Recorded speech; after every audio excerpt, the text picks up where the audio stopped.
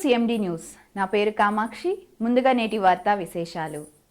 ధర్మవరం ప్రతి ఒక్కరూ దేశభక్తిని పెంపొందించుకోవాలని ఆదర్శ సేవా సంఘం, ఆదర్శ పార్కు సంఘం ప్రతినిధులు Chenna Prakash, Gudduti Nagarjuna, lawyer Hem Kumar, Nagabhushanam, ex army Pavan, Srinivasulu పేర్కొన్నారు.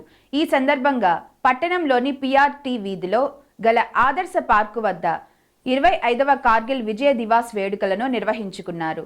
తొలుత అందరూ దీప ప్రజ్వలన చేసి ఘనంగా నివాళులర్పించారు. అనంతరం వారు మాట్లాడుతూ 1999 సంవత్సరంలో జూలై నెలలో భారత సైన్యం పాకిస్తాన్ సైన్యంపై సాధించిన విజయానికి గుర్తుగా ఈ దినోత్సవాన్ని జరుపుకుంటున్నామని తెలిపారు. ఈ యుద్ధంలో 527 మంది మన జవానులు వీరమరణానికి గుర్తుగా శ్రద్ధాంజలి కార్యక్రమాన్ని కూడా దేశమంతా నిర్వహిస్తున్నట్లు వాళ్ళు తెలిపారు.